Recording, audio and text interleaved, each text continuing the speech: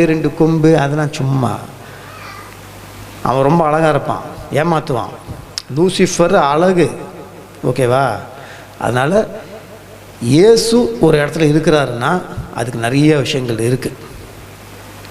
இப்போ நாங்கள் இயேசுவை கூப்பிடாதனால இத்தனை சாமி ஃபோட்டோ, இத்தனை பைபிளு, இத்தனை கிராஸு, இந்த எல்லாமே இருக்குது. கண்டிப்பாக எங்கள் வீட்டில் இயேசு இல்லை. அப்போது எங்கள் வீட்டில் நிறையா பிரச்சனைகள் வரும்போது எங்கள் அம்மா வந்து நாங்களாம் ரொம்ப பக்தி வைராகியத்தோட உச்சகட்டம். நான் சபரிமலைக்கு 25 வருஷம் போயிருக்கேன். என் ஃப்ரெண்டு, அதனால தான் இன்றைக்கி என்னை கூப்பிட்டு வந்தேன். சபரிமலைக்கு நான் கிட்டத்தட்ட 25 வருஷத்தில் ஒரு 18 வருஷம் நம்பியார் குருசாமி கூட போனேன். நம்பியார் குருசாமி கூட போகும்போது என் கூட வந்தவங்க யாருன்னா ரஜினிகாந்த் சார்லேருந்து அமிதாப் பச்சன்லேருந்து இருக்கிற பெரிய பெரிய ஆக்டரும் கூட தான் போயிருக்கிறேன். அதுக்கப்புறம் நானே குருசாமி ஆகிட்டேன். 18 வருஷத்துக்கு அடுத்தது நான் குருசாமி. அப்போ நான் குருசாமியில் இவங்கெல்லாம் வந்து என்னோடய சீடர்கள். எனக்கு காலெலாம் கழுவி விடுவாங்க. நான் பொய் சொல்லலை. அந்த 40 நாள் வந்து எப்படி நாங்கள் விரதம் இருப்போன்னா, அப்படி அப்பா எவ்வளோ நல்ல பசங்களா. ஒரு ஒரு ஒரு வாயில் ஒரு கெட்ட வார்த்தை வராது, செருப்பு போட மாட்டான், கால் 4 மணிக்கு எஞ்சி கும்பிடும், 40 மைல் கல் முள்ளுலையும் நடந்து எவ்வளோ கஷ்டப்பட்டு நடப்போம். இது இவனுக்கு தெரியும். அந்த 40 நாள் முடிஞ்சு மாலையை கழட்டினதுக்கப்புறம் அப்போ தான் ஒரிஜினாலிட்டி வெளியே வரும். நைட்டே போய் ஊரில் இருக்க எல்லா கெட்ட வார்த்தையும் வாயில் வரும். வைன் ஷாப்பில் தான் இருப்போம். நான் வண்டியில் வரும்போது நான் 2 பேரும் தான் பேசிட்டு வந்தோம். எப்பா நம்ம எவ்வளோ நாளாக குடித்தோம், கொஞ்சம் நஞ்சமாக குடித்தோம். குடிக்கிறது, சண்டை போடுறது நம்மளுக்கு என்னென்னா, அந்த கோயிலுக்குள்ளே போகும்போது, அந்த சர்ச்சுக்குள்ளே போகும்போது, அந்த இதுக்குள்ளே போகும்போது நம்ம குளித்து சுத்தமாக இருந்தோம்னா சுத்தம். அதுக்கப்புறம் நம்ம எப்படி வேணா இருக்கலாம் அப்படின்னு ஒரு தவறான கான்செப்டில் இருந்தோம். ஸோ இப்படி போயிட்டுருக்கும்போது எங்கள் அம்மா வந்து அவ்வளோ பக்தி வைராகம், தீ மிதிப்பாங்க, தீச்சட்டி எடுப்பாங்க. வேளாங்கண்ணிக்கு போயிட்டாங்கன்னா அந்த பீச்சில் இருந்து முட்டி போட்டே நடந்து போவாங்க. முட்டி போட்டு கேண்டில் வச்சு நடந்து போனாங்கன்னா இங்கேருந்தெல்லாம் ரத்தம் வரும். எனக்கெல்லாம் நான் போகும்போது என் பேண்ட்டு வெளியே தான் ரத்தம் வரும். அந்த வேளாங்கண்ணிலேருந்து ஒரு பழக்கம் இருக்குது. அந்த இதுலேருந்து முட்டி போட்டே நடந்து போவோம். அதுக்கப்புறம் அந்தோனியார் கோயில் போயிட்டாங்கன்னா அங்கே காலையில் போனாங்கன்னா நைட்டு வரைக்கும் அங்கே இருக்க எல்லா இதுவும் கும்பிட்டு கேண்டில் ஏற்றி அந்த சாமிக்கெலாம் அந்த ட்ரெஸ்ஸை போட்டு எல்லாம் பண்ணி இப்படி தான். ஆனால் இவ்வளோ சாமி கும்பிட்றாங்க, இவ்வளோ பண்ணுறாங்க, அவங்க ஏதோ ஒன்று தேடுறாங்க, அவங்களுக்கு அது கிடைக்கல. அது இதில் மனசு உடஞ்சி போய் ஒரு 3 வாட்டி தற்கொலை பண்ணுறதுக்கு முயற்சி பண்ணி அவங்கள கடைசி நிமிஷத்தில் அவங்க இதில் தற்கொலையிலேருந்து எங்கள் அம்மாவை நாங்கள் காப்பாற்றினோம். அப்போ ஹாரிஸ் ஜெயராஜ்னு ஒரு மியூசிக் டைரக்டர் இருக்கார், தெரியுமா? அவரோட அப்பா வந்து Jayakumar uncle, SN Jayakumar uncle, அப்புறம் பிஷப்பாக இருக்கார். அவர் வந்து எங்கள் அப்பா ட்ரூப்பில் அவர் தான் வந்து மெயின் கிட்டாரிஸ்ட். அங்கிள் தான் வந்து மெயின் அதில். அப்போ வந்து அவர் தான் ஃபஸ்ட்டு எங்கள் அம்மா கிட்டே, அண்ணி நீங்கள் பைபிள் வச்சுருக்கிறீங்க, கிராஸ் வச்சுருக்கீங்க, எல்லாம் ஓகே, அது இல்லை அண்ணி, இயேசு உண்மையான தெய்வம், இயேசு உங்கள் அப்பாவாக நினச்சி உங்கள் பிரச்சனைலாம் இயேசுக்கிட்ட சொல்லுங்கன்னு இயேசு சாமியை பற்றி முழுசாக முதலாக எங்கள் அம்மாவுக்கு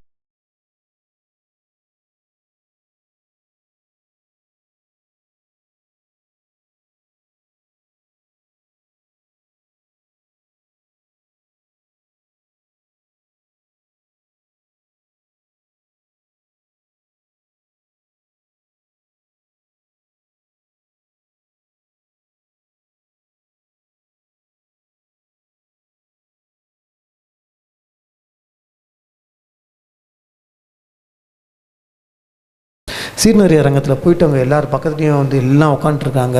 அவங்க மத்தியில் உட்காந்து கை தட்டிட்டு அல்லேலூயா எல்லாம் பாடுறாங்க.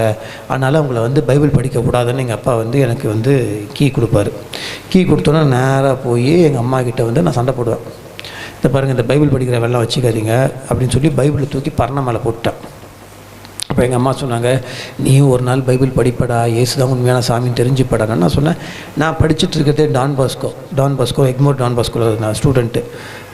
நான் என்னோடய மார்னிங் ப்ரேயரே ஃபாதர் இன் ஹெவன் தான். இயேசுவும் ஒரு கடவுள்னு சொல்லுங்கள், இயேசு தான் கடவுள்னு சொல்லாதீங்கன்னு எங்கள் அம்மா கிட்ட நான் சண்டை போட்டேன். இப்படியே போயிட்டுருக்கும்போது நான் ரொம்ப சாமி கும்பிட்றேன் அப்படி இப்படின்னு சொல்லிட்டு லைட்டாக கொஞ்சம் அரமெண்டல் மாதிரி ஸ்கூல் வந்து படிக்க வேணான்னு வெளியே அமிச்சிட்டாங்க. அதுக்கப்புறம் நம்மளை பார்த்தா எல்லோரும் பயப்படணும் அப்படின்னு சொல்லிட்டு இந்த தண்ணி அடிக்கிறது, தம் அடிக்கிறது, அதாவது உங்களுக்கு என்னென்னலாம் கெட்ட பழக்கம் இருக்குதுன்னு சொல்லுமோ அது எல்லா பழக்கமும், எல்லா கேவலமான பழக்கங்களும் என்னை பற்றி இங்கே இருக்கவங்களும் எல்லாம் தெரிஞ்ச விட என் ஃப்ரெண்டுக்கு நல்லா தெரியும். குடிக்கிறதுனா உங்கள் வீட்டு குடி எங்கள் வீட்டு குடிலாம் கிடையாது. சண்டை போடுறதுனா உங்கள் வீட்டு சண்டை எங்கள் வீட்டு சண்டைலாம் கிடையாது. அவனுக்கு தெரியும் நான் வந்து எனக்கு நண்பர்களாக வந்தவங்க வந்து இதோட ஒரு 3 பேர் இருந்தாங்க. அந்த 3 பேரையும் என்கவுண்டரில் ஷூட் பண்ணிட்டாங்க. அந்த அளவுக்கு பெரிய பெரிய ரவுடிங்க. அவங்க கூட தான் உட்காந்து சரி சமமாக குடிப்பேன். அதெல்லாம் வந்து ஒரு பெருமை நினச்சிக்கிட்டேன். இந்த பைக்கு கடியில் வந்து கத்தி வச்சுக்கிறது, வண்டி கடியில் வந்து ராடு வச்சுக்கிறது, ரோட்டில் போய் சண்டை போடுறது, 1 சண்டை 2 சண்டைலாம் கிடையாது. பொறுக்கியோட கேவலமாக சட்டை கிழிஞ்சு பேண்ட்டு கிழிஞ்சு அதை அடித்து இவனை அடித்து இதுக்கெல்லாம் வந்து குறைச்சலே கிடையாது. எவ்வளோ அசிங்கமான ஒரு வாழ்க்கையை வாழணும் அவ்வளோ ஒரு அசிங்கமான வாழ்க்கையை வாழ்ந்துட்டு இருந்தேன். இப்படி போயிட்டு இருக்கும்போது எங்கள் அப்பா என்ன சொல்லிட்டாரு, இதை பாரு, ஸ்கூலில் இந்த பெரிய ஸ்கூலில் உன்னை சேர்த்து விட்டா, அங்கே நீ படிக்கலை, டிசி கொடுத்து உன்னை அனுப்பிச்சிட்டாங்க வெளியே. உன்னை வந்து இளையராஜா அவங்க பையன் கூட தான் உனக்கு கீபோர்டு கிளாஸுக்கு அனுப்பிச்சேன். நீ கீபோர்டும் கற்றுக்கல, நீ எதுக்குமே பிரயோஜனம் இல்லை. இப்போ நீ வந்து வெளியே போய் சங்கர் கணேஷோட புல்லுன்னு சொன்னால் உனக்கு ஒரு வேளை சோறு கிடைக்கும். மற்றபடி உனக்குன்னு ஒரு அங்கீகாரம் கிடையாது, உனக்குன்னு எதுவுமே கிடையாது, படிப்பு கிடையாது, திறமை கிடையாது, எதுவுமே கிடையாதுன்னு நான் பெரியவன் மாதிரி எங்கள் அப்பாட்ட சண்டை போட்டு, இல்லை நான் பெரிய ஆளை வந்து காட்டுறேன் அப்படின்னு சொல்லிட்டு வீட்டு விட்டு கோச்சிட்டு போய் சிஐடி நகரில் ஒரு 2500 ரூபா 3000 ரூபாய்க்கு ஒரு வாடகை வீடு எடுத்து வாடகை வீட்டில் இருக்க ஆரம்பித்தேன். அந்த வீடு என் பெரிய வீட்டோட பாத்ரூம் சைஸில் தான் இருக்கும். சரி என்ன பண்ணலாம் அப்படின்னா, சரி டான்ஸ் கிளாஸ். ஸோ இப்போ வந்து அங்கே டான்ஸ் கிளாஸ் போய் தான் எனக்கு வந்து மது ஃப்ரெண்ட்ஸ்லாம் பழக்கம். மது வந்து சினிமா துறையில் டான்ஸ் மாஸ்டராக இருக்கிறான். ஸோ இந்த டான்ஸ் கிளாஸுங்க தான் நாங்கள் வந்து அந்த ஒரு கிட்டத்தட்ட அந்த 16-17 வருஷத்துக்கு முன்னாடி இந்த டான்ஸ் கிளாஸில் எல்லாம் போய் ஒன்றா போய் சேர்றோம். 20 வருஷத்துக்கு முன்னாடி போய் சேர்ந்து அங்கே தான் இவங்களெல்லாம் எனக்கு தெரியும். சரி நம்ம இதெல்லாம் கற்றுருக்குமே, சினிமாவில் வாய்ப்பு கேட்கலான்ட்டு ஒரு சினிமா கம்பெனிக்கு போனால் கம்பெனி வாசலில் கூட உள்ளே விட மாட்டாங்க. வாசப்படியை கூட, ஏன்னா என்கிட்ட எனக்கு வந்து நான் ஃப்ராங்காக பேசிடுறேன், நான் ஏன் இப்படிலாம் பேசுகிறேன்னு நினைக்காதீங்க, நீங்கள் நினச்சாலும் பரவாயில்ல, நான் அப்படி தான் பேசுவேன். நான் ஜீசஸை தெரியாமல் இருக்கும்போதே எனக்கு 2 விஷயம் பிடிக்காது. 2 விஷயம் அறவே பிடிக்காது.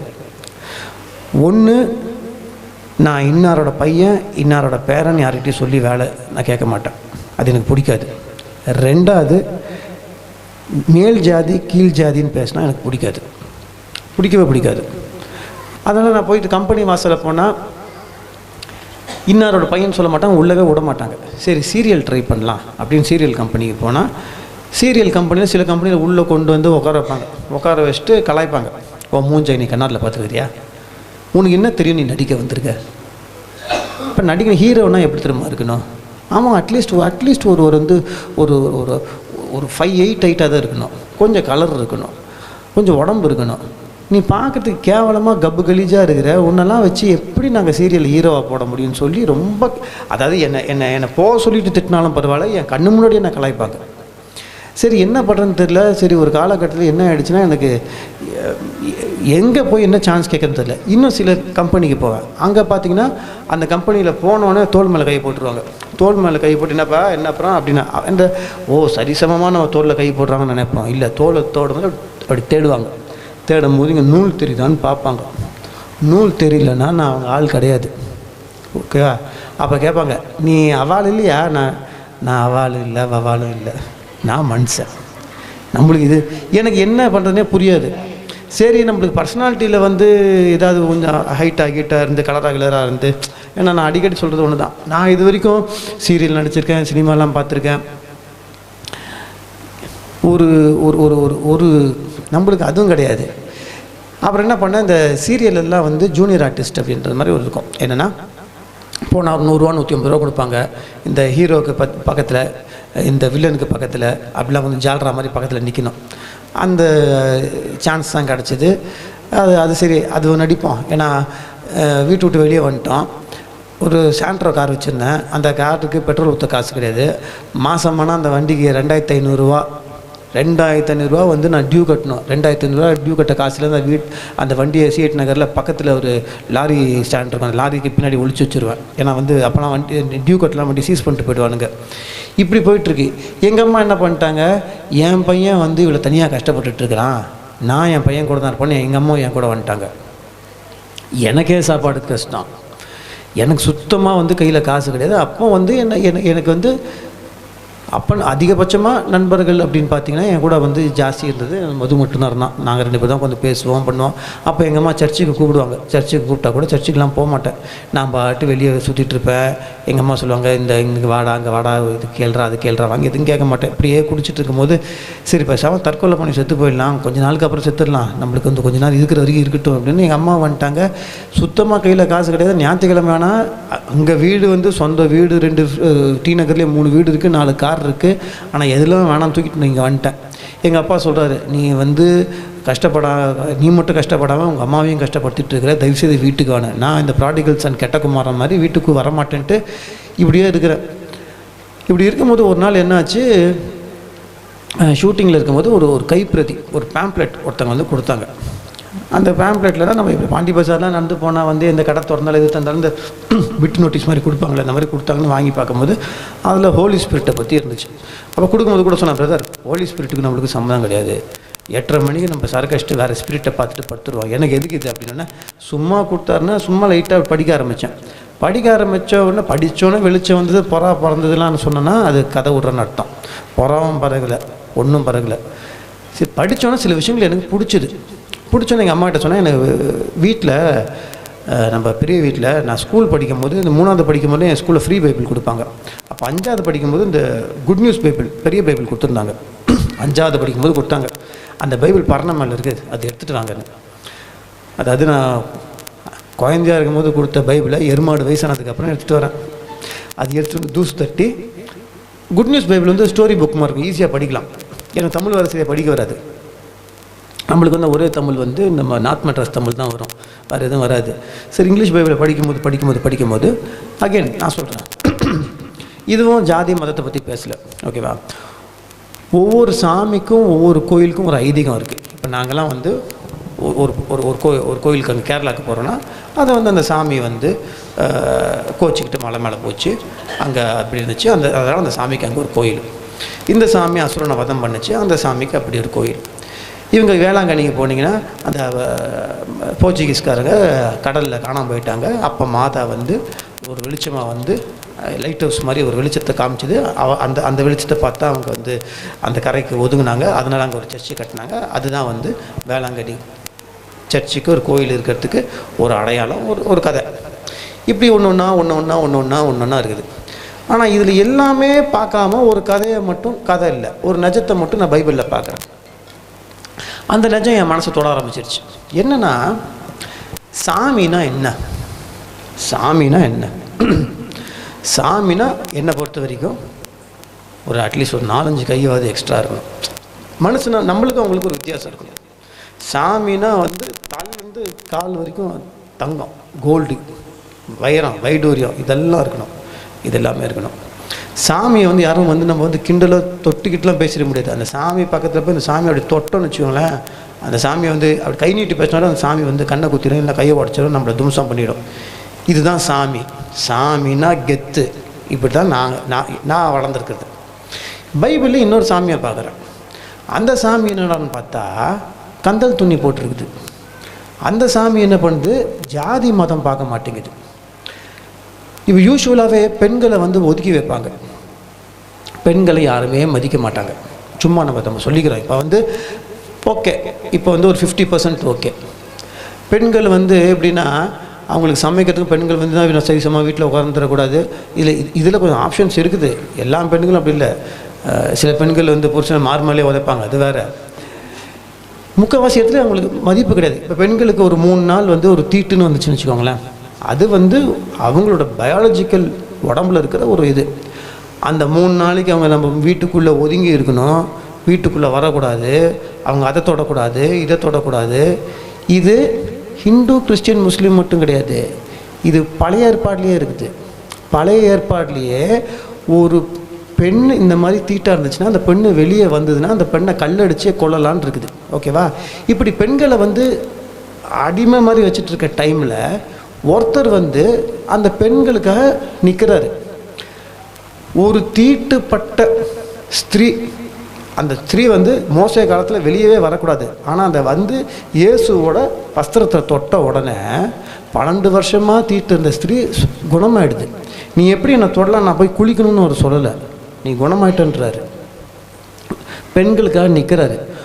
ஒரு பெண்ணை விபச்சாரின்னு அடிக்க வந்துட்டாங்க, கல் எடுத்து அடிக்க வராங்க. இப்போ இந்த பைபிள் என்ன இருக்குதுன்னா, கையும் களவுமாக பிடிக்கப்பட்டார். கையும் களவுமான இங்கிலீஷில் say that he was caught red handed. தப்பு செய்யும் போதே பிடிக்கிறது தான் கையும் களவுமாக லஞ்சம் வாங்கும் போதே வர பிடிச்சோம் அப்படின்லாம் நியூஸில் பார்க்குறோம் தெரியுமா? அந்த மாதிரி கையும் களவுமாக பிடிச்சிருக்காங்க. அப்போ கையும் களவுமாக பிடிச்சா அந்த இடத்துல ஒரு பெண்ணு மட்டும் இருப்பாளா இல்லை ஒரு ஆணும் இருப்பானா? அந்த ஆணை வந்து யாரும் கல்லால் அடிக்கலை. ஆண் என்ன வேணால் பண்ணலாம், பெண்ணு மட்டும் பண்ணக்கூடாது. இது வந்து இந்த மேல் சாவனிசம், ஆண் ஆதிக்கம் பழைய ஏற்பாடுலையும் இருந்தது, மற்ற இதுலேயும் இருக்குது. ஆனால் இயேசுக்கிட்ட அந்த அந்த ஆண் ஆதிக்கம் இல்லை. நீ யோகியமாக இருந்தால் கல் எடுத்து வீசுன்றாரு. பெண்களை நான் அப்போ யோசிக்கிறேன், பெண்களை மதிக்கிறாரு. ரெண்டாவது ஜாதி பார்க்க மாட்டேங்கிறாரு, மதம் பார்க்க மாட்டேங்கிறாரு. உனக்கு 2 துணி இருந்தால் ஒரு துணியை கொடுத்துருன்றாரு. உனக்கு அதாவது ஒரு நாளை ஒரு மனுஷனுக்கு என்னென்ன அட்வைஸ் பண்ண முடியுமோ என்னென்ன பண்ண முடியுமோன்னு சொல்லாமல் செஞ்சு காட்டுறாரு. நம்ம சாமியை தொட்டால் கண்ணை குத்திடுறோம், அந்த சாமியோட தாடி மயிரை பிடிச்சி இழுக்கிறாங்க, அந்த சாமி மூஞ்சில் எச்ச துப்புறாங்க, அந்த சாமி தலையில் இவ்வளோ பெரிய முள்கிரீடம் வச்சு அடிக்கிறாங்க, கையிலையும் காலையும் பெரிய பெரிய ஆணி வச்சு அடித்து சாட்டையால் அடித்து அவரை நிர்மாணமாக்கி கெட்ட வாட்டில் திட்டி கலாச்சி எவ்வளோ கேவலப்படுத்த முடியுமோ கேவலப்படுத்துகிறாங்க. அவர் ஒரு மறுவார்த்தை பேசாமல் அப்படியே எல்லாத்தையும் வாங்கிக்கிறாரு. ஏன் இவர் வாங்கினார், என்ன தப்பு பண்ணார் அப்படின்னு பார்த்தா அவர் ஒரு தப்பும் பண்ணல. நீங்களும் நானும் பண்ண தப்புக்காக இது எல்லாத்தையும் அவர் பாடுபடுறாரு. அப்போ இதுதானே சாமி, இதுதானே சாமி. அப்படி அடிக்கும் போது கூட அவர் என்ன சொல்கிறாரு, பாவம் தெரியாமல் பண்ணுறாங்க மன்னிச்சிருங்கன்றாரு. கிறிஸ்தவர்களுக்காக உயிரை விட்டார் இயேசு அப்படின்னு இருக்குதா? எல்லாருக்காகவும் இந்த உலகத்தில் இருக்க ஒவ்வொரு ஜீவனுக்காக அடிபட்டு அசிங்கப்பட்டு ரத்தத்தை சிந்தி நமக்காக பாடுபட்டார். அப்போ இவருக்கு என்ன என் மேலே இவ்வளோ பெரிய இன்ட்ரெஸ்ட்னு இயேசு மேலே எனக்கு வந்து ஃபஸ்ட்டு ஒரு ஃப்ரெண்ட்ஷிப் வருது. அப்புறம் எங்கள் அம்மா கிட்ட சொல்கிறேன், எனக்கு இயேசு மேலே ஒரு ஃப்ரெண்ட்ஷிப் வந்துருது. ஏன்னா ஃப்ரெண்டு தான். நான் தண்ணி அடிப்பேன், நான் தம் அடிப்பேன், நான் பான் பராக் போடுவேன், நான் என்ன வேணால் பண்ணுவேன், என்ன கேட்கக்கூடாது. நான் எதாக இருந்தாலும் எங்கள் அம்மாட்ட ஃப்ராங்காக பேசுவேன். நான் எப்படி இங்கே ஃப்ராங்காக பேசுகிறேனோ அதே மாதிரி தான் எல்லா இடத்துலையும் இருப்பேன். எங்கள் அம்மா சொல்கிறாங்க, உன் இஷ்டம், உன் ஃப்ரெண்டுன்னு சொல்லிட்டல, நீ என்ன வேணால் நினச்சிக்கொள்ளு. அப்போ வந்து ஒரு இன்சிடெண்ட்டு, இந்த இப்போ வரும்போது கூட வண்டியில் அதை பற்றி பேசிட்டோம். ஒரு கிறிஸ்மஸோ நியூ இயராக தெரில, நைட்டு வந்து எங்கள் அம்மா வந்து ஒரு சிபிஎம்மில் ஒரு ப்ரேயரில் இருக்கிறாங்க. நீ வந்து 5 நிமிஷம் உட்காந்துட்டு போடான்றாங்க. நான் என்ன பண்ணுறேன், வண்டி அங்கே போய் விட்டுட்டு திருப்பி இவனை பைக்கில் கூட்டு வாடான்னு சொல்லி பைக்கில் ஏறி உட்காந்துட்டு எங்கள் அம்மா உள்ள ப்ரேயரில் இருக்காங்க. நேராக போயிட்டு வைன் ஷாப்புக்கு போயிட்டு ஒரு குவார்ட்டரை வாங்கி குடிச்சிட்டு அந்த போதையோடு நேராக போய் உள்ளே உட்காடுறேன். என்னை பைக்கில் ட்ராப் பண்ணவன் இவன் வந்தான். இது போயிட்டு வந்துட்டேன். வந்துட்டு வீட்டில் ஒரு நாள் உட்காந்துட்டு 8:30 மணிக்கு எல்லாம் குடிக்கலாம் அப்படின்னு உட்காந்துருக்குறேன். உட்காந்துருக்கும் போது எனக்கு மனசுக்குள்ளே வந்து ஒரே ஒரு கேள்வி வருது. எப்போதுமே இதுக்கும் ஒரு ஒரு ஒரு போராட்டம் இருக்கும். இது ஒன்று சொல்லும், இது ஒன்று சொல்லும். இயேசு தான் உண்மையான சாமி, அதுதான் அப்படின்னு மனசு சொல்லுது. மைண்ட் என்ன கேட்குது, அது எப்படி இவ்வளோ வருஷம் நீ சபரிமலைக்கு 25 வருஷம் போனேன், அது சாமி இல்லையா? அங்கே மிராக்கிள் நடக்கலையா? அப்போ இது கிடையாதா? நீ என்ன ஜாதி, நீ என்ன மதம், நீ எப்படி டக்குன்னு இப்படி மாறலாம்? இது ஒன்று கேள்வி கேட்குது. இதுக்கான விஷயம். அதனால தான் அடிக்கடி நான் சொல்லுவேன், ஹிந்துஸோ முஸ்லீம்ஸோ உங்களை திட்டக்கூடாது, ஏன் ஜீசஸை பற்றி ஏற்றுக்கல அப்படின்னு. ஏன்னா ஒரு சின்ன ஈகோ நமக்குள்ளே எல்லாமே இருக்கும். கிறிஸ்தவர்களுக்குள்ளேயே ஈகோ கிடையாதா? நீங்கள் ஆர்சி கிட்ட சொல்கிறத போய் ஒரு ஆர்சி கிட்ட போயிட்டு நீங்கள் பண்ணுறதுலாம் தப்பு, நீங்கள் ரோமன் கேத்தலிக், நீங்கள் பண்ணுறதுலாம் தப்பு அப்படின்னு ஒரு சிஎஸ்ஐ சொன்னால் ஆர்சி ஏற்றுப்பாங்களா? சண்டை வரும். ஒரு சிஎஸ்ஐ கிட்ட போய் ஒரு பெந்தகோஸ்து போயிட்டு நீங்கள் பண்ணுறதுலாம் தப்பு, நாங்கள் பண்ணுறதான் சரி அப்படின்னு சொன்னால் அவங்க ஏற்றுப்பாங்களா? ஏற்றுக்க மாட்டாங்க. ஒரு சிபிஎம்மில் இருக்கவங்ககிட்ட போயிட்டு ஒரு பெந்தகோஸ்துக்கிட்ட போய் நீங்கள் பண்ணுறதான் சரி நான் ஒத்துப்பாங்களா? ஒத்துக்க மாட்டாங்க. ஒரே இயேசுக்கு கும்பிட்ற நமக்கே இவ்வளோ ஈகோ இருக்கும் போது வேறு மதம் வேறு இதுலேருந்து அவங்க வர்றதுக்கு இயேசு புரிஞ்சுக்கிறதுக்கு கொஞ்சம் டைம் ஆகும். பட் நம்ம அவங்கள ஜட்ஜ் பண்ணுவோம். இதே மாதிரி ஒரு மைண்டில் எனக்கும் விஷயம் ஓடிட்டே இருக்குது. என்னடா பண்ணலாம் போது ஒரு விஷயம் எனக்கு மைண்டில் பட்டுருச்சு, இல்லை இயேசு தான் உண்மையான சாமி, இயேசு எனக்காக உயிரை கொடுத்தாரா? இதெல்லாம் முன்னாடி வந்து ஒரு பாட்டிலு ஒரு கிளாஸு சைட் டிஷ்ஷோட மைண்டில் ஓடிட்டுருக்குது. இயேசு உனக்காக உயிரை கொடுத்தாருன்னு நம்புறியா? சத்தியமாக உயிரை கொடுத்தாருன்னு 100% நம்புகிறேன்.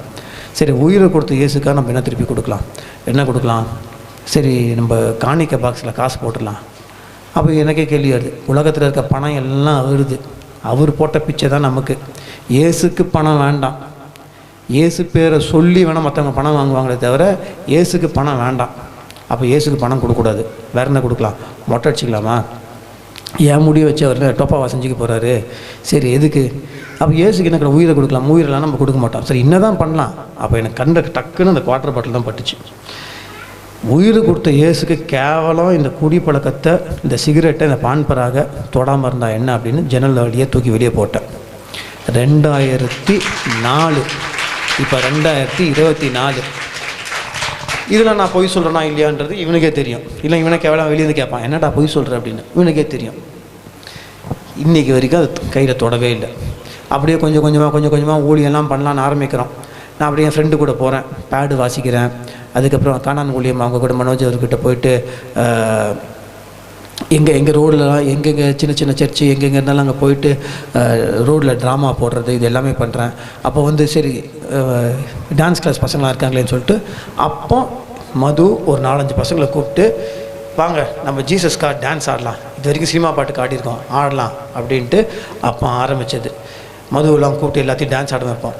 அப்போல்லாம் வந்து பர்க்மன் ஐயா யாருன்னே தெரியாது. அவர் இருக்கார், அவரை சுற்றி நாங்கள் தான் டான்ஸ் ஆடிட்டுருக்குறோம்.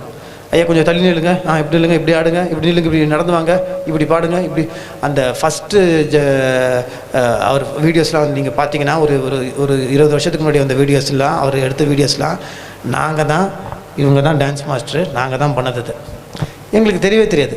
இப்படியே ஃப்ரெண்ட்ஸ்லாம் கூப்பிட்டு ஆனால் அப்போ கூட வந்து அவன் வந்து சபரிமலைக்கு போயிட்டுருக்கான். நான் இனிமேல் வரமாட்டேன்டா அப்படின்ட்டேன். பசங்களாம் போகிறாங்க. எனக்கு ஒரு நாள் திடீர்னு ஞானஸ்தானம் எடுக்கணும்னு தோணுச்சு. நேராக போனேன், சர்ச்சுக்கு போனேன். ஃப்ரெண்டுக்கு ஃபோன் பண்ணி வந்தான் ஒருத்தன். நேராக போய் ஞானஸ்தானம் எடுத்தோன்னே, சார் நீங்கள் உங்கள் மதம் மாறணும், நீங்கள் பேரை மாற்றணும்னா, டேய் ஏசு ஞானஸ்தானம் எடுக்க சொன்னார், எடுத்துட்டேன், நீ கிளம்பு காத்து வரட்டு அப்படின்னு நான் வந்துட்டேன். நான் பாட்டு எல்லா இடத்துக்கும் போய் ஷூட்டிங்லாம் போயிட்டுருப்பேன். அப்போ என் காரில் வந்து பானட் மேலே பெருசாக ஜீசஸ்னு ஒரு ஸ்டிக்கர் போட்டிருப்பேன். அங்கே போனோன்னா அங்கே இருக்கிறவங்களாம் கலாய்க்க ஆரம்பிச்சிட்டாங்க. என்னடா நேற்று வரைக்கும் நீ வந்து சபரிமலைக்கு போயிட்டு 20 வருஷம் போயிருந்த, எல்லா கோயிலுக்கு போவேன், உங்கள் அப்பா இந்து, உங்கள் அம்மா இந்து, எல்லாம் இந்து, இப்போ ஏசுன்ற உனக்கு என்ன ஃபாரினில் துட்டு வருதா அப்படின்னு கேட்பாங்க. நான் சொன்னேன், ஃபாரின்லாம் துட்டு வரலடா. அப்போ என்ன நினைப்பேன்னா, அவங்களுக்கு தெரியாது, அவங்களுக்கு தெரியாமல் பேசுகிறாங்க. சரி, தெரியாமல் பேசுனவங்களை வந்து இயேசு மன்னிச்சிடுவார். இயேசு வந்து ஆணி அடித்தவங்களே வந்து என்ன சொல்கிறாரு, தெரியாமல் பண்ணுறாங்கப்பா, மன்னிச்சிடுங்க அப்படின்றாரு. சில நேரங்களில் பல சர்ச்சுக்கு நான் சொல்கிறது உங்களுக்கு பிடிக்காம கூட போகலாம். நான் ஏற்கனவே சொன்ன மாதிரி நான் அப்படி தான் சொல்லுவேன், ஏன்னா நடந்த விஷயத்த சொல்கிறேன். பல சர்ச்சுலேருந்து எங்கள் வீட்டுக்கு வருவாங்க. நான் எங்கள் அம்மா நான் போய் பக்கத்தில் உட்காந்துட்டு இயேசு பற்றி சொல்லுவாங்க. அப்படின்னா ஃபஸ்ட்டு உள்ளே வந்தோன்னா வாங்க. அவங்க சில பேர் ஒயிட் அண்ட் ஒயிட்டில் வருவாங்க, சில பேர் பிளாக் பேண்ட் ஒயிட் சட்டையில் வருவாங்க, சில பேர் காவி சொக்காவில் வருவாங்க, கலர் சொக்காவில் வருவாங்க. வந்துட்டு பைபிள்லாம் கையில் வச்சுருப்பாங்க. வந்துட்டு ஜீசஸ் பற்றி எதாவது சொல்லுவாங்களே அப்படின்ட்டு, நம்ம ஆரம்பத்தில் கர்த்தருக்குள்ளே வந்திருக்கோமே அப்படின்ட்டு போய் உட்காந்தோன்னே அவங்க முதல் கேட்குற கேள்வி, நீங்கள் எந்த சர்ச்சுக்கு போகிறீங்க அப்படின்னாங்க. ஐயா நான் அந்த மாதிரி காணான் ஊழியம்னு என் ஃப்ரெண்டு பண்ணுறாரு. இந்த ஐயோ அந்த சர்ச்சுக்கெலாம் போனீங்கன்னா நீங்கள் வந்து பரலோகத்துக்கு போக முடியாது. எங்கள் சர்ச்சுக்கு வந்தால் தான் போக முடியும். எங்கள் சர்ச்சில் வந்து திருப்பி எங்கள் சர்ச்சில் நீங்கள் ஞானஸ்தானம் எடுத்திங்கன்னா ஏசி கோச்சில் அப்பர் பர்த்தில் ஸ்ட்ரைட்டாக பரலோகத்துக்கு போகலான்னு வாங்க. நான் அப்படியே வாயே பார்த்துன்னு இருப்பேன். அடுத்தது ஒரு கேள்வி கேட்பாங்க, செம்மையாக கேட்பாங்க தான், நீங்கள் அவரா இவரா அப்படின்வாங்க. எனக்கு புரியாது. எனக்கு டக்குன்னு என்ன ஞாபகம்னா, நம்ம ஷூட்டிங் போகும்போது அந்த கம்பெனியில் கேட்டாங்களே நீங்கள் அவாளா இவாளான்னு, அதே மாதிரி இவர் ஏன் கேட்குறாரு, நீங்கள் அவரா இவரா? நான் சொன்னேன், ஐயா நம்ம டியூப்லைட்டு எது வந்தால் ஸ்ட்ரைட்டாக கேட்டுருங்க, நீங்கள் அவர் இவர் சிவருன்னெலாம் சொன்னால் எனக்கு புரியாது. இல்லை நீங்கள் நாடார் கிறிஸ்தவரா இல்லை தலித் கிறிஸ்தவரா அப்படின்வாங்க. எனக்கு வந்து பைபிளில் இப்படிலாம் எதுவுமே கிடையாது, ஏன் இவர் போட்டு நம்மளை கலாய்க்கிறாரு அப்படின்னு உட்காந்துருப்பேன். அடுத்தது என்ன வேலை பண்ணுறீங்க இப்படிலாம் பேசிட்டு எங்கள் சர்ச்சுக்கு வாங்க அப்படின்ட்டு போயிடுவாரே தவிர கட்சி வரைக்கும் இயேசுவோட அன்பை பற்றி சொல்லவே மாட்டார். அப்புறம் எங்கள் அம்மாகிட்ட நான் சொன்னேன், வேணாம், இந்த கிறிஸ்தவ மதமும் வேணாம், ஜீசஸும் வேணாம், நான் பழைய ஸ்ரீயாகவே இருந்துடுறேன், இதெல்லாம் வேணாம் அப்படின்னு சொல்லி நான் அந்த கோயிலில் போய் சண்டை போட்டு அதை பண்ணி இதை பண்ணி இங்கே இயேசு தான் உண்மையான தெய்வம்னு சொல்லிட்டு இங்கே வந்தால் அங்கேயாவது பரவாயில்ல 1 2 3 4 பிரித்தாங்க, இங்கே 400 பிரித்து வச்சுருக்கிறாங்க. எனக்கு புரியவே மாட்டேங்குது. நீ ஆர்சியான்னு கேட்குறாங்க, நீங்கள் பென்டகாஸ்டான்னு கேட்குறாங்க, சிஎஸ்சியான்னு கேட்குறாங்க, நீ லூத்ரனா கேட்குறாங்க, ஆளுக்கு ஒரு கதை சொல்கிறாங்க. எனக்கு குழம்புது, எனக்கு வேணாம். எந்த இடத்துலையும் ஜாதி இல்லைன்னு நினைக்கிறேன். நான் என்கிட்ட வந்து நீ வந்து தலித்தா இல்லை நாடாரான்னு கேட்குறாங்க. எனக்கு இதில் நம்பிக்கை இல்லை, எனக்கு வேண்டாம். இது வந்து அரசியல்வாதிகளோட மனுஷங்களோட ரொம்ப தப்பாக இருக்குது, எனக்கு இது வேண்டாம், எனக்கு இது தேவையில்லவா, விட்டுருங்க அப்படின்னு எங்கள் அம்மா ஒரே ஒரு வார்த்தை சொல்லுவாங்க, பொறுமையாக உட்காரு, நீ கிறிஸ்தவர்களை பார்த்தனா வழி மாறி போயிடுவேன், கிறிஸ்துவை மட்டும் பார்த்தனா வழி மாற மாட்டேன். உனக்கு கிறிஸ்தவர்கள் வேணுமா, கிறிஸ்து வேணுமா, ஏன்னா கிறிஸ்து தான் வேணும், அப்போ அவங்கள பார்க்காத. அன்னிலேருந்து இன்றைக்கி வரைக்கும் கிறிஸ்டியன்ஸை நான் பார்க்குறதே கிடையாது, கிரைஸ்டை மட்டும்தான் பார்க்குறேன். ஏன்னா நியாயமாக பேசுவோம். உலகத்திலேயே ஈகோ பிடிச்சவங்க அதிக ஈகோ பெருமை பிடிச்சவன் யார் சொல்லுங்கள் பார்க்கலாம்? கிறிஸ்தவன் தான். ஏன்னா அவனை பொறுத்த வரைக்கும் அவன் தான் பரிசுத்தமாக, அவனோட டினாமினேஷன் தான் பெரிய டினாமினேஷனு, அவனோட ஜாதி தான் பெரிய ஜாதி, ஜாதியை பிடிச்சி தொங்கின்னு இருப்பாங்க. இல்லைன்னு சொல்லுங்கள், இருக்குது. நல்ல ஊழியக்காரங்க நல்ல பாஸ்டர்லாம் இருக்கிறாங்க, அதனால தான் இங்கே வரேன், இல்லைன்னா நான் வர கூட மாட்டேன்னா. நான் ஐயா கிட்ட சொல்லுவேன், அந்த சர்ச்சுக்கு வாங்க ஐயா, ஐயா எங்கள் சர்ச்சில் வந்து கிட்டத்தட்ட ஒரு 10,000 பேர் கூடுவாங்க, 10 ஏசி இருக்குது, டிவி இருக்குது. நான் கேட்பேன், உன் சர்ச்சில் ஏசி இருக்குது, ஏசி இருக்கிறாரா? ஏசி வச்சு நான் என்ன பண்ண போகிறேன்?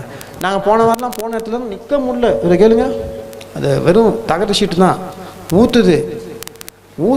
அப்படியே அரவிந்த் சாமி மாதிரி இருந்த ஐயாவே அழுக்கு சாமி மாதிரி ஆயிட்டாரு, அவ்வளோ ஊற்றுது. ஆனால் அங்கே ஏசு இருந்தாருன்னு எனக்கு தெரியும்.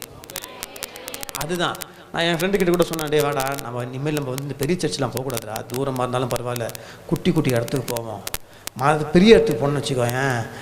உடனே என்ன சொல்லுவாங்க, ஐயா இப்போ தான் இந்த பில்டிங் கட்டியிருக்கிறோம், பக்கத்தில் இன்னொரு பில்டிங் கட்டணும்னு காணிக்கை கேட்பாங்க. எந்த சர்ச்சிலையும் ஏழைங்களுக்கு உதவை பற்றி பேச மாட்டாங்க, நீ வா, அதனால நம்ம பெரிய சர்ச்சுக்கெலாம் வேணாம், சின்ன இடத்துக்கே போகலான்ட்டு. இதுதான் எனக்கும் இவருக்கு இருக்க டீலு.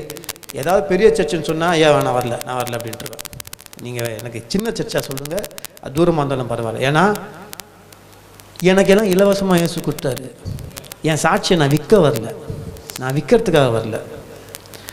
எனக்கு இலவசமாக கொடுத்த இயேசு, பைபிளில் எல்லா இடத்துலையும் இயேசு ஏழைங்களுக்கு உதவுங்கன்னு அதிகமாக சொன்னாரா? தசமபாகம் கொடுத்தாருன்னா நீங்கள் பார்த்துக்கோ, உங்களுக்கு கொடுங்க. நான் அதை பற்றி சொல்ல வரல. தயவு செய்து வித்தியாசம் தெரிஞ்சுக்கோங்க.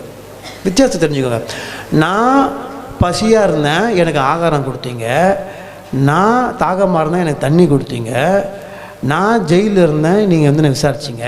நான் உடம்பு சரியாமல் இருந்தேன், என்னை பார்த்தீங்கன்னு சொன்னாரே தவிர, நான் கோட்டு சூட்டு போட்டிருந்தேன், நீங்கள் டை வாங்கி கொடுத்தீங்க. நான் ஃபாரின் காரில் போனேன், எனக்கு நீங்கள் டீசல் ஊற்றுனீங்க. எனக்கு 2 கட்டடம் தான் இருந்துச்சு, எனக்கு 3வது கட்டடம் நீங்கள் கட்டி கொடுத்தீங்க. என்கிட்ட 4 ஏசி இருந்தது, 5வது ஏசி வாங்கி கொடுத்தீங்கன்னு ஏசு சொல்லலை. என்ன சொன்னார்னு தெரியாமல் நம்ம பண்ணிகிட்டு இருக்கக்கூடாது. இன்றைக்கும் எத்தனையோ ஊழியக்காரங்க உண்மையாக ஊழியம் பண்ணிவிட்டு, மிஷினரிஸ் அடிபட்டு உதப்பட்டு கஷ்டப்பட்டு அடுத்த மாதம் வாடகை கட்ட முடியாமல், ஸ்கூல் ஃபீஸ் பசங்களுக்கு கட்ட முடியாமல் எவ்வளவோ கஷ்டப்பட்டுட்டு இருக்கிறாங்க. அவங்களுக்கு போய் நம்ம கொடுக்கதா தான் இயேசுக்கு கொடுத்த மாதிரி, அது மட்டும் ஞாபகம் வச்சுக்கோங்க.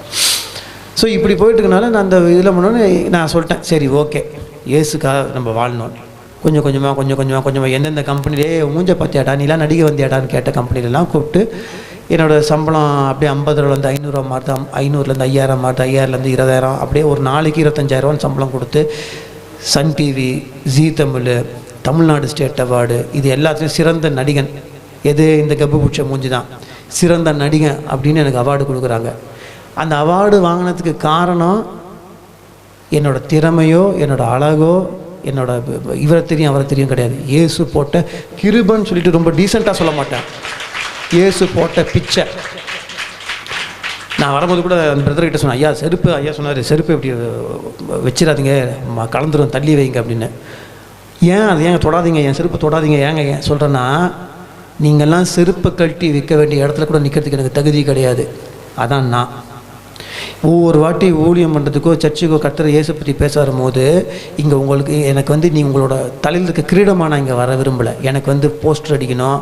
நீங்கள் எத்தனை பேர் சர்ச்சுக்கு வருவாங்க பாஸ்டர், எத்தனை சர்ச்சு வருவாங்க, ஃபோட்டோ போடலையா, ஏன் போடல, இப்படிலாம் வந்து பண்ணுறதுக்காக வந்து நான் ஜீசஸை பற்றி பேச வரல, உங்கள் தலையில் கிரீடமாக இருக்க வரல. இங்கே இருக்க ஒவ்வொருத்தர் காலில் இருக்க செருப்பாக தான் நான் வந்திருக்கேன். நான் உங்களோட செருப்புன்றதில் நான் ரொம்ப தெளிவாக இருக்கிறேன், நான் ரொம்ப தெளிவாக இருக்கேன், அதை நான் சந்தோஷப்படுறேன். அதுதான் என்னோடய தகுதி, எனக்கு தெரியும். எனக்குள்ளே இருக்க இயேசு மட்டும்தான் பெரியவர், மற்ற எதுவுமே பெருசு கிடையாது. இன்றைக்கி யூடியூப்பில் கூட வந்து டாக்கிங் டாங்கின்னு எனக்கு ஒரு சேனல் இருக்கும், நீங்கள் சப்ஸ்கிரைப் பண்ணலாம், தாராளமாக சப்ஸ்கிரைப் பண்ணலாம். யூடியூப்பில் டாக்கிங் டாங்கி, யூஸ்வலாக யூடியூப்பில் வந்து நம்ம வீடியோஸ் போட்டால் நம்மளுக்கு காசு வரும். எனக்கு காசு வராது. ஏன்னா நான் நார்மலாக எல்லாம் போட்டுட்டு அந்த யூடியூபோட அக்கௌண்ட்லேருந்து பேர்லாம் வந்துருச்சு, நம்பர் வந்துருச்சு, இனிமேல் எனக்கு காசு வரணும். அந்த வீடியோ நான் பண்ணும்போது நான் எனக்கு என்னென்னா, எனக்கு ஒரு ஊழியர் சொன்னார், எனக்கு நாசத்தில் இருக்கிற ஏதோ வீடியோ பண்ண லாக்டவுன் டைமில், சரி இயேசுவோ ஒரு ஃபாரின் கடவுள், இயேசு ஜாதிக்கு தான் முக்கியம், இயேசு வந்து மதத்தை தான் பார்க்குறாரு அப்படின்னு தப்பாக புரிஞ்சிட்ருக்கவங்களுக்கு ஈஸியாக இயேசுவை பற்றி எப்படி சொல்கிறது, ஈஸியாக இயேசுவை பற்றி ஒரு பாமரனுக்கு எப்படி புரியுறது, ஒரு பைபிள் காலேஜ் போகாமல் சாதாரணவனுக்கு எப்படி புரியணும், அதுக்காக நம்ம ஒரு வீடியோ பண்ணுன்றது தான் டாக்கிங் டாங்கி ஆரம்பித்தேன். சில வீடியோஸ்லாம் 1 லட்சம் 10 லட்சம் 20 லட்சம் 30 லட்சம் வியூஸ்லாம் போகும். அப்போனா எனக்கு நிறைய பணம் வரணும். ஒரு வாட்டி பிளாக் ஆச்சு. பிளாக் ஆகும் போது தான் திருப்பி அதை ரெடி பண்ணலாம், பேங்க்கில் போகலான்னும் போது தான் எனக்குள்ளே ஒரு கேள்வி வந்துச்சு. ஏண்டா நீ தெரு பொறுக்கிட்டு குடிச்சிட்டு எதுக்குமே உபயோகமாக இல்லை இருந்த உனக்கு நான் எல்லாமே ஃப்ரீயாக கொடுத்தேன், நான் தான் மெய்யான தெய்வன்றது உனக்கு ஃப்ரீயாக கொடுத்தேன், நீ ஃப்ரீயாக என்கிட்ட வாங்கிட்டு உன் சாட்சியை விற்க போறியா? அன்னிலேருந்து இயேசுக்கு பண்ணுற காரியம் பணத்துக்காக பண்ணுறது கிடையாது. அந்த யூடியூப்பில் 1 பைசா இன்றைக்கி வரைக்கும் வராது, அது பிளாக் தான். வேண்டாம். இதில் முழு நேரம் ஊழியம், இந்த ஊழியம், அந்த பெரிய ஊழியம், இந்த பெரிய ஊழியெல்லாம் கிடையாது. நான் ஏற்கனவே சொன்ன மாதிரி நான் ஒரு ஆக்டர்னால் ஒரு நாளைக்கு ஒரு 100 பேரை பார்ப்பேன். நீங்கள் ஒரு இடத்துல போய் வேலை செய்கிறீங்கன்னா அங்கே அட்லீஸ்ட் ஒரு 50 பேரை பார்த்துருங்க. ஸ்கூலாக இருந்தாலும் சரி, இது ஆட்டோ டிரைவராக இருந்தாலும் சரி, நீங்கள் வந்து கார்பரேஷன் சகோதரிகளாக இருந்தாலும் சரி, நீங்கள் பெரிய ஆளாக இருந்தாலும் சரி, சிறிய ஆளாக இருந்தாலும் சரி, எந்த இருந்தாலும் எல்லா இடத்துலையும் ஒரு நாள் இயேசுவை பற்றி சொன்னால் போதும், ஒருத்தருக்கு சொன்னால் போதும். நீங்கள் வெறும் வார்த்தையோடு சொன்னால் பத்தாது, உங்களோட செயல் அதில் இருக்கணும். ஒருத்தன் பசியோடு வரானா, அவன் ஹிந்துவா, கிறிஸ்டியனா, முஸ்லீமா, அவன் தலிதா, நாடாரா, இல்லை அவன் பெண்டகாஸ்டா, இல்லை ஆர்சியான்லாம் பார்க்காம ஒருத்தன் பசியோடு வரானா, அந்த நேரம் பார்த்து நேராக நீ வந்து அவன் தலைமுடியை பிடிச்சிக்கிட்டு பசியணும் ஆவியை வெளியே போ, பசியணும் ஆவியை வெளியே போனால் வெளியே போகாது. நீ அப்போதான் வந்து பைபிளை கரைச்சி குடிச்சிருக்கேன்றது சொல்லி பைபிள் இருக்க வசனமாக அவங்ககிட்ட சொல்லுவார். இதில் அவர் என்ன சொன்னார்னா, இதில் என்ன சொன்னார்னா, சங்கீதத்தில் என்ன சொன்னார்னா, நீதிமொழியில் என்ன சொன்னார்னா, அவன் கேராய் கீழே விழுந்துடும். அதுக்கெல்லாம் முன்னாடி பாக்கெட்லேருந்து வெறும் 20 ரூபா எடுத்துகிட்டு போய் 2 கட்டி இட்லியும் கட்டி சட்னியும் வாங்கி கொடுத்தீங்கன்னா அவன் சாப்பிடுவான். சாப்பிட்டானா அவன் கண்ணு திறக்கும், காது கேட்கும். அதுக்கப்புறம் உங்கள் கிட்ட ஐயா நன்றின்வான். நன்றி எனக்கு சொல்லாத இயேசுக்கு சொல்லுன்னு சொல்லு. இதுதான் ஆரம்பிக்கணும். இதுக்கு பேரும் தான் ஊழியம். ஓகேவா? கொஞ்சம் கொஞ்சமாக தான் பண்ண முடியும். முதல்ல ஒரு ஆக்ஷன்ஸ் இருக்கணும். நீ இயேசு பற்றி பேசுகிறேன்னு சொல்லிட்டு வெளியே 5 பைசா பாக்கெட்லேருந்து எடுக்காமல் நீ கட்டணம் கட்டிக்கிட்டு நீ உன் குடும்பத்துக்கு சேர்த்துக்கிட்டு நீ பயங்கரமான சொக்கெல்லாம் போட்டுருந்தானா கிடையாது. அப்படி பார்த்தா நம்ம யாருமே இயேசு சொல்கிறத செய்கிறது கிடையாது. நம்ம எல்லாருமே கந்தல் துணி அசிங்கம். நம்ம 2 வஸ்திரம் தான், ஒரு வஸ்திரம் கொடுத்துருன்ட்டாரு. என்கிட்ட கிட்டத்தட்ட ஒரு 30-40 ஜீன்ஸ் இருக்கும், எடுத்து கொடுப்பேனா? என்கிட்ட 2 வண்டி இருக்குது, ஒரு வண்டி கொடுத்துடணும்ல. உங்கள் வீட்டில் கன்ஃபார்மாக எல்லாருக்கும் பட்டு புடவை இருக்கும். ஒரு புடவை கொடுத்துருவீங்களா? 2 புடவை வந்து ஒரு புடவை கொடுத்துருவீங்களா? ஹாலில் ஒரு டிவி, ரூமில் ஒரு டிவினா ஒரு டிவி எடுத்து கொடுத்துருவோமா? கிடையாது. நம்மளே வேஸ்ட். இயேசு சொன்னது நான் பார்த்ததே கிடையாது. அப்படிலாம் வந்து அவரும் அதனால தான் ஆரம்பத்துலன்னு சொன்னேன், ஓல்டு டெஸ்ட்மெண்ட்டுக்கும் நியூ டெஸ்ட்மெண்ட்டுக்கும் வித்தியாசம் இருக்குது. என்ன மாதிரி வாழுங்க, என்ன மாதிரி பண்ணுங்கன்னு எக்ஸாம்பிள் பண்ணிட்டு போயிட்டார். சீடர்களை காலெல்லாம் வந்து கழுவுறாரு. எனக்கு தெரிஞ்சு 99.9% சக ஊழியர்களோ சக ஆளுங்களோட காலெல்லாம் கழுவுறதுக்கு இங்கே யாரும் கிடையாது. பாஸ்டரோட ஷூ வேணால் ஒருத்தர் தூக்கின்னு வரலாம், அவ்வளோதான். ரொம்ப ரொம்ப கம்மி. அதிக கூட்டமாக இருக்க இடங்களில் வந்து இயேசு இருப்பாருன்னு சொன்னால் பைத்தியக்காரத்தனம். இயேசு என்ன சொல்கிறாருன்னா, அவருக்கு போகிற இடம் குறுகிய பாதை, பிராடு கிடையாது, குறுகிய பாதை. சொல்லுவாங்க இயேசு ஊழியம் பண்ணும் போது இயேசு மட்டும் இயேசு காணிக்கை வாங்கினார். இயேசு கிட்ட வந்து பயங்கரமான காணிக்கைலாம் ட்ரெஷரி. இயேசுவோட காணிக்கையை பார்த்துட்டு யாரு? யூதாஸ். ஓகேவா? ஒரு சின்ன எக்ஸாம்பிள் கொடுக்குறேன். இயேசு வராரு, திடீர்னு கேட்குறாங்க டாக்ஸ் கட்டினான்னு கேட்குறாங்க. டாக்ஸ் கட்டலையே. யூதாஸ், நம்ம காணிக்கையிலேருந்து ஒரு வெள்ளி பணத்தை எடுத்துக்கொடு அப்படின்னு ஜீசஸ் சொன்னாரா? என்ன சொன்னார்? போய் மீன் பிடிச்சினாங்க பீட்டரு, போய் மீன் பிடிச்சினா மீன் வாயில் ஒரு வெள்ளிக்கு பணம் இருக்கும், அதை எடுத்து உன் டாக்ஸையும் கட்டிட்டு என் டாக்ஸையும் கட்டிட்டுனார். அதுக்கு என்ன அர்த்தம்னா, அவரோட காணிக்கை அவரோட கல்லால் ஒரு வெள்ளி காசு கூட கிடையாது. இதுதான் உண்மை. இதை மாற்றி பேசுவாங்க, மாற்றி சொல்லுவாங்க. இயேசு பணத்துக்காக ஊழியம் பண்ணல. அதேமாதிரி யூதாஸு வெறும் 30 வெள்ளி காசுக்காக மட்டும் இயேசுவை காட்டி கொடுக்கல. ஈகோ, ப்ரைடு இன்றைக்கி கிறிஸ்தவர்களுக்கு இருக்குதுன்னு சொன்ன தெரியுமா? அந்த ப்ரைடு, நான் தான் ஒஸ்தி, நான் தான் கெத்து, நான் தான் பெரியவன் அப்படின்ற ஒரு ப்ரைடு இருக்கிற. அதனால தான். ஏன்னா அவர் போகிறாரு. ஒரு ஸ்திரீ வந்து அவருக்கு வந்து அந்த காஸ்ட்லி எண்ணெயால் வந்து அந்த தைலத்தை போடும்போது, யூதாஸ் இல்லை பாஸ்டருக்கே இங்கே உட்காந்து பாஸ்டருக்கே இந்த பாஸ்டர் இப்படி பண்ணியிருக்கலாம் அப்படி பண்ணிக்கலாம் அட்வைஸ் பண்ணுற மாதிரி அங்கேருந்து யூதாஸ் சொல்கிறாப்புல, என்ன அவர் இந்த காசை வேஸ்ட் பண்ணுகிறாரு, அந்த 300 தினார் அதை எடுத்து யாருக்காவது ஏழைங்களுக்கு கொடுத்துருக்கலாம்ல, என்ன அவர் பண்ணிட்டு இருக்காருன்னு ஏசு சொல்கிறார், எப்பா நீ சும்மாரு, அந்த ஸ்திரீ பண்ணுறது கரெக்டு, நீ சும்மாரு, அந்த ஸ்திரீ எங்கே இருந்தாலும் அந்த ஸ்திரீ பற்றி பேச முடியும் அப்படின்னோன்னே இவனுக்கு ஈகோ இடிக்குது. நான் சொல்கிறத கேட்காம அந்த பொம்பளைக்கு முன்னாடி என்னை அசிங்கப்படுத்துறாருல அப்படின்ற அவனோட பெருமை இருந்துச்சுல்ல. அடுத்த லைனே பார்த்தீங்கன்னா அவன் நேராக போய் இயேசுவை காட்டி கொடுக்க தான் போவான். அவனுக்கு வெறும் அந்த 30 வெள்ளி காசு கிடையாது, அவனுக்குள்ளே அந்த பெருமை ப்ரைடு. ஒரு விஷயம் தெரிஞ்சுக்கோங்க, எந்த கெட்ட பழக்கத்தையும் விட்டுலாம். நான் தண்ணி அடித்தேன்ல, அது விடுறது ஒன்றும் பெரிய விஷயம் கிடையாது. அதுக்கு டிஅடிக்ஷன் சென்டர் இருக்குது, மாத்திரை இருக்குது, எல்லாம் இருக்குது, ஓகேவா. நான் வந்து ஏதாவது கஞ்சா அடிக்கிறேன்னு வச்சுக்கோங்களேன், அதை கூட நிறுத்திடலாம். திருடுறேன்னா அதை கூட நிறுத்திடலாம். இதெல்லாம் ஏன்னா இது தப்பு நம்மளுக்கு தெரியும். பொம்பளை சவகாசமாக அது கூட நிறுத்திடலாம். இதெல்லாம் தப்புன்னு நம்மளுக்கே தெரியும். ஐயோ இது நம்ம தப்பு பண்ணுறோம்ல அப்படின்னு நம்மளுக்குள்ளே ஒரு கேள்வி கேட்கும். ஆனால் நம்மளுக்குள்ளே பெருமை இருந்தால் அது நம்மளுக்கு தெரியாது. பெருமை மேலே ஒருத்தர் தான் லூசிஃபர்னு, லூசிஃபர் சரக்கு அடிக்கிறார், எட்டி உத அப்படின்னு நினச்சாங்களா? லூசிஃபர் வந்து இந்த பொண்ணு கையை பிடிச்சி எடுத்துட்டான், எட்டி உத அப்படின்னு நினச்சாங்களா? லூசிஃபர் எதனால் எட்டி வச்சாங்க? பெருமை, ப்ரைடு. அந்த ப்ரைடு தான் ஒரு மனுஷனுக்கு இருக்கிற பெரிய, நான் தான் எல்லாமே. அந்த ப்ரைடு இன்றைக்கி மற்றவங்களுக்கு இருக்கோ இல்லையோ கிறிஸ்தவர்களுக்கு ரொம்ப அதிகமாக இருக்குது. இதுதான் உண்மை. அந்த ப்ரைடு நம்மளுக்குள்ளே இருக்குன்றதே நம்மளுக்கு தெரியாது. என்னோட ஜாதி, என்னோட மதம், நான் தான் ஒழுங்கான கிறிஸ்தவன், அவன் சினிமாக்காரன், இவன் அந்தக்காரன், இவன் இந்தக்காரன், நான் தான் சிறந்தவன் அப்படின்னு சொன்னால் உனக்குள்ளே இயேசு இல்லை. உனக்கு பக்கத்தில் இருக்கிறவங்க இத்தனை பேர் இருக்கிறாங்க, அடுத்தவங்களுக்கு உன் பக்கத்து வீட்டில் இருக்க ஹிந்துவோ முஸ்லீமோ கிறிஸ்டியனோ உன் வீட்டுக்கு முன்னாடி இருக்காங்களோ, இவங்களுக்கு அடுத்த வாரம் பசங்களுக்கு ஸ்கூல் ஃபீஸ் கட்ட காசு இருக்கா, இவங்களுக்கு ஹாஸ்பிட்டல் போகிறதுக்கு பணம் இருக்கா, இவங்களுக்கு ஏதாவது ஒரு பிரச்சனையா, இவங்களுக்காக ப்ரே பண்ணலாமே, இப்படி நீ யோசிக்க ஆரம்பித்து அவங்களுக்காக நீ பண்ணுறது பேர் தான் உண்மையான இயேசுவோட புள்ள. அதுக்கப்புறம் நீ மற்றவங்களுக்கு கொடுக்கலாம். அது சொல்லுவாங்க, அவங்களுக்கு கொடுங்க இவங்களுக்கு கொடுங்க, அது உங்கள் இஷ்டம், நான் இல்லைன்னு சொல்லலை. யாருக்கு வேணும் அப்படின்னு அவங்களுக்காக பண்ணுங்கள், அடுத்தவங்களுக்காக ப்ரே பண்ணுங்கள், அடுத்தவங்களுக்காக கொடுங்க. அதுதான் உண்மையான இயேசு மேலே நீங்கள் வச்சுருக்க அன்பு. இதுதான் வந்து ஒன்றும் இது ரொம்ப காம்ப்ளிகேட் பண்ணிக்கிறதுக்கான விஷயமும் கிடையாது. அதே மாதிரி உங்கள் பாஸ்டருக்காக நீங்கள் ப்ரே பண்ணுங்கள். உங்கள் பாஸ்டர் மட்டும் உங்களுக்கு ப்ரே பண்ண சொல்லி வச்சுக்காதீங்க. இயேசுவோட புள்ளனா நீங்கள் உங்களோட சபைக்கு ஆள் சேர்க்காதீங்க, உங்களோட மதத்துக்கு ஆள் சேர்க்காதீங்க. நீங்கள் நான் டேஸ்ட் பண்ண இயேசு அது மற்றவங்களுக்கு கிடைக்கணும்னு ஆசைப்பட்டேன். அவ்வளோ ஹிந்து வைராகியத்தில் இருந்தவன், அவ்வளோ பூஜை பண்ணவன், இவனை நல்லா சொல்லுவேன். நான் இவனை சபரிமலை கூப்பிட்டு போனேன், இவனுக்கு நான் சர்ச்சை கூப்பிட்டு முடியலன்னு. போன வருஷம் இவன் திடீர்னு ஃபோன் பண்ணுறான். அது வரைக்கும் ரொம்ப வேறு பூஜை கீஜை என்னென்னமோ பூஜை சொல்கிறான். அது நரசிம்ம பூஜை பண்ண போகிறான், அந்த பூஜை பண்ண போகிறேன், இந்த பூஜை பண்ண போகிறேன்னு.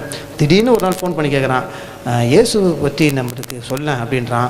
சர்ச்சு கூப்பிட்டு போகிறான். ஒரு நாள் வந்து ஒரு 1.5 வருஷம் 2 வருஷம் 1.5 வருஷத்துக்கு முன்னாடி நினைக்கிறேன், இவர் தான் ஒரு ப்ரேயருக்கு கூப்பிட்டு போகிறாரு. எக்மோரில் ப்ரே பண்ணிருக்கும்போது ஒரு ஊழியத்துக்கு போகும்போது இவன் ஃபோன் அடிக்கிறான், இன்றைக்கி நான் ஞானஸ்தானம் எடுக்கிறேன்னு. அந்த ப்ரேயரை முடிச்சு நேரம் அங்கே போனால் ஞானஸ்தானம் எடுத்தான். இன்றைக்கி அவன் எடுத்துட்டான், அவன் பையன், அவன் பொண்ணு, இவங்க எல்லாருமே கர்த்தருக்குள்ளே இருக்காங்க. இன்றைக்கி வண்டியில் சொல்கிறான், ஐயோ அந்த சபரிமலை ஃபோட்டோலாம் அவனுக்கு அமிச்சேன், நம்ம போன ஃபோட்டோலாம் அந்த ஃபோட்டோலாம் காட்டாதரா, நம்ம வந்து இயேசு அதே. ஆனால் ஒன்று எதுனாலும் உண்மையை பேசணும். அது தப்புனா இதுவும் சொன்னான். நான் சின்ன வயசில் பிறக்கும் இவனுக்கு ஏன் கர்த்தரை பற்றி ஃபஸ்ட்டு இயேசுவை பற்றி ஏன் ஃபஸ்ட்டுனா, இவன் வந்து 11வது படிக்கிற வரைக்கும் ஒரு சர்ச்சில் தான் வந்து தங்கியிருந்தான். அந்த சர்ச்சுக்குள்ளே அவங்க பண்ண அட்டகாசத்தை எல்லாத்தையும் சின்ன வயசுலேயே பார்த்துட்டான். கிறிஸ்தவர்கள் தான் இப்படி தான் இருப்பாங்கன்றது அவன் மைண்டில் ஃபிக்ஸ் பண்ணான். ஒருத்தன் விழுந்து போகிறதுக்கும் கிறிஸ்தவன் தான் காரணம். அவன் கிறிஸ்தவர்களை பார்த்தான், கிறிஸ்துவை பார்க்கல. இப்போ கிறிஸ்துவை பார்த்துட்டான், கிறிஸ்து கூட இருக்கிறான். இதுதான், இவ்வளோ வெரி சிம்பிள், அவ்வளோதான். அதனால் எங்கள் அப்பாவுக்கு உடம்பு சரியில்லை, அவருக்கு ஹார்ட் ப்ராப்ளம், அவருக்காக எல்லாம் ப்ரே பண்ணிக்கோங்க. அவர் இயேசுவை ஏற்றுக்கல. அவரை பொறுத்த வரைக்கும் இயேசுவும் ஒரு கடவுள், அப்படி தான். என் மனைவிக்கு ஒன்று இயேசுவை ஏற்றுக்கல. எங்கள் அப்பாவுக்கு ஆயுசு காலத்தை கொடுக்கணும்னு நீங்கள் இயேசு சாமிக்கிட்ட நீங்கள் எனக்காக ப்ரே பண்ணிக்கணும். அந்த ஆயுசு காலத்தை அவர் கொடுக்கணுன்றதுக்கு காரணம் அவர் இன்னும் 10 படத்துக்கு மியூசிக் பண்ணணும், அவர் 10,000 சம்பாதிக்கணுன்றது கிடையாது. ஒரு ஆத்மா கூட உண்மையான தேவனை தெரியாமல் போகக்கூடாது. உண்மையான இயேசுவை அவர் தெரிஞ்சுக்கணும், அவர் ஞானஸ்தானம் எடுக்கணும், அவ்வளோதான். அவரோட சொத்தில் எனக்கு நயா பைசா வேணாம், எதுவுமே வேணாம். என்னோடய ஒரே ஆசை, என் அப்பா இயேசுவை ஏற்றுக்கணும், என் மனைவி இயேசு ஏற்றுக்கணும். அவரோட சொத்தோ இது வேணாம். எனக்கு பெரிய சொத்து இருக்குது, பயங்கரமான சொத்து இருக்குது. அந்த சொத்துக்கு பேர் இயேசு, அது போதும் எனக்கு. தேங்க்யூ.